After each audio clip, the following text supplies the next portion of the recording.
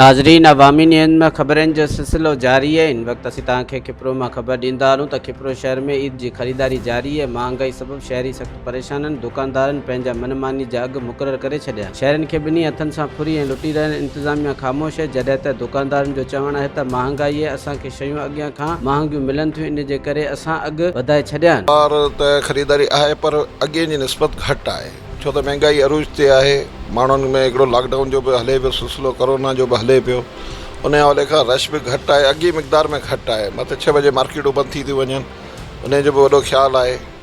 इन हवाले खां इहो हले पियो सिस्टम हिते।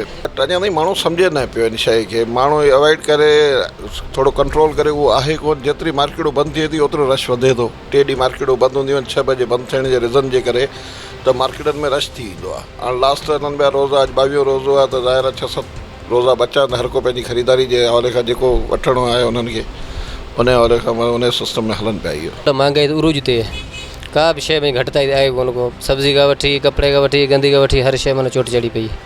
ग़रीब माण्हू वठण मज़ा में कोन्हे को। ईद कनि त माशाल्लाह जेको कपिड़ो पहिरीं वरितल उन में कनि त ठीकु आहे, न त हिन साल वठण मज़ा आहे कोन। बसि उहा जेके मथे उन जी ख़बर हूंदी, ॿी कंहिं शइ में तब्दीली अचे कोन, न फ़सुल में अचे थी, न कंहिं माल में अचे थी।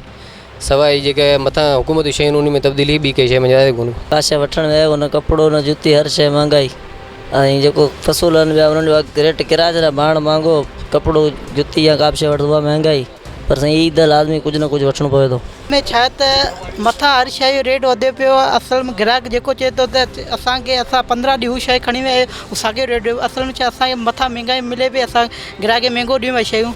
ग्राहक त उहो चए थो असांखे पहिरीं तव्हांखे 100 रुपए शइ ॾींहुं 100 रुपए। असल इहो ग्राहक खे ख़बर कोन्हे आहे त 120 रुपया 100 रुपया शइ असांखे हींअर 120 125 रुपया मिले पई, त असां लाज़िम 10-20 रुपया वधाए ॾींदासीं साईं। ग्राहक सम्झे थो त असांखे पुराणे रेट में शयूं मिलनि कोन पियूं। हर शइ असांजे रेट अरूज ते थिया पिया आहिनि रेट। ऐं महांगाई जी ॻाल्हि छॾे ॾियो। महांगाई जेको आहे न ग़रीबनि जी माना चेल तोड़े छॾी आहे। यकीन करियो हुकुमरान अलाए छा आहे, छा पिया कनि, जेको असां महांगाई ग़रीबनि खे तोड़े छॾियो आहे।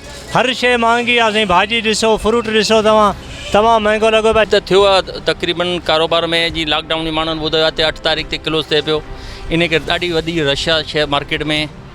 ऐं जंहिं टाइम अॻे घटि धंधो, हींअर धंधो बि सुठो हले पियो। SOP ते हले पियो।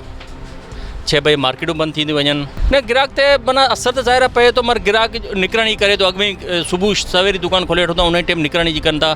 अॻे 10 बजे खोलंदासीं, हींअर 7:30 बजे दुकान खोले छॾूं था। मज़ीद खबरों और तफसीलात के लिए विजिट करें हमारी वेबसाइट www.awamiNewsHD.com।